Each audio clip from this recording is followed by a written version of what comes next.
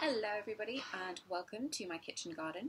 Today we are going to do a super quick crash course in soaking and sprouting all these beautiful plant-based protein sources.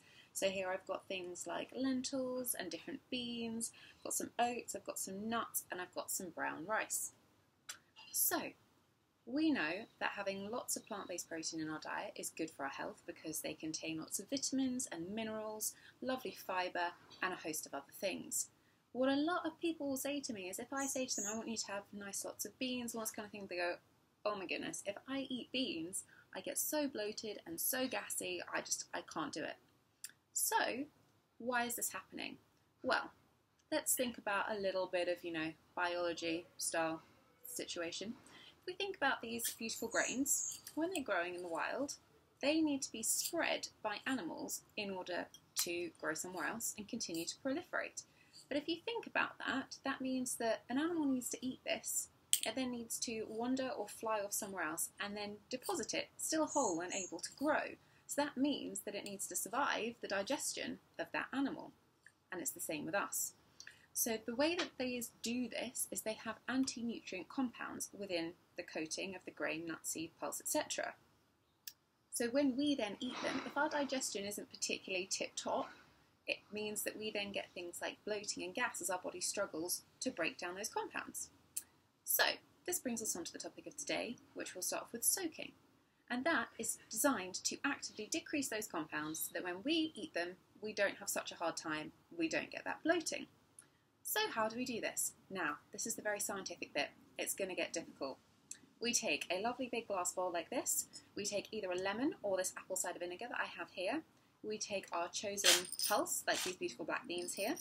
So a portion is a quarter of a cup dry, which expands to a half cup when cooked per person. I always tend to do more than I need at the time because I hate washing up and it's actually just easier to batch cook because then you have plenty in the fridge for grabbing and going when you need. Pop them into your big glass bowl. Do double the volume of filtered water and then either add the juice of the lemon or 1 to 2 tablespoons of apple cider vinegar depending on quite how many portions you're doing at the time. Cover that and leave it to soak for as long as possible. I usually say if you can do it overnight, so do it the day before and think about cooking it the next day, or do it in the morning and then cook them in the evening, that's perfect. If you can only do it for a couple of hours, that's okay. And for example, if you're doing something like rice and you suddenly come home and think, oh my goodness, I forgot to soak my rice, really want it to be there for tonight for dinner and I've got 2 hours, do it with boiling water. It's not ideal, it's not going to have the same effect completely, and I wouldn't do it with things like pulses. But to speed up rice, you can do it that way. As I said, it's not ideal, but it will work for you.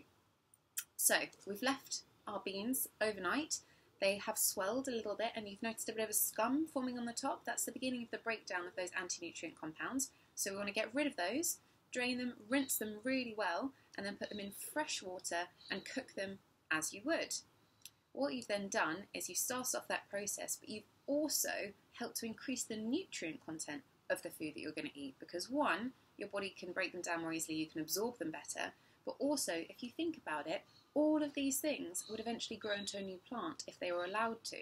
So by soaking them, it's almost as if you've planted them, you've started their germination process again, and that bit when a plant is growing is obviously when it needs to have the most nutrients available to fuel that growth process. So we want to eat them when they're at that stage. So that's great. Just quickly touch on rice again, because I did mention it before. There has been some concern about things like arsenic in rice because of the way that it grows, and soaking actively also decreases any contaminants in there. So what I would say about rice is if you used to use the absorption method and you are concerned, the best thing to do is to soak it, rinse and drain it, and then actually cook it in a larger volume of water, because what you're doing is you're increasing the opportunity for those toxins to be coming out of the rice and into the water, which you can then get rid of. I always used to use the absorption method because it makes that lovely fluffy rice, but seeing as there is this concern, I just tend to do it the other way now and it works just as well. You just need to be a little bit more careful about your timing because obviously you're looking to see when the rice is ready as opposed to when all of that water has been absorbed. The other thing to note is, which is always a benefit, if you soak your pulses etc, they will actually cook more quickly. So another thing that people say to me is, oh my goodness, if I'm going to be using all these dry pulses, it takes forever to cook them.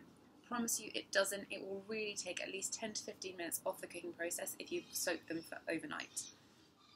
The other thing that you can do is if you buy tinned pulses and you still get that kind of gassy, bloated feeling, soak them, or at least give them a really good rinse. Make sure that all that water comes off, because they will have leached some of that anti-nutrient compound stuff into that water, and that can make you a little bit gassy. Moving on to the next stage, is if you take it a little bit further, it's to continue that germination and growth process, and that's when we talk about sprouting. So all you're going to be doing there is just really, absolutely, supersonically increasing the nutrient content of those foods that you've got there. So what I've done is, because things will take different times to do this, I've written you a beautiful summary post. It's up on the blog. It's got a table of all the different soaking and sprouting times for optimal nutritional benefits from all of these things, and it's there for you to read and look at in your own time. I hope my super crash course has just helped you just a little bit. There are many other factors when it comes to bloating, so don't worry, there'll be more videos on those soon. And thank you for joining me in my kitchen garden. I'll see you again soon.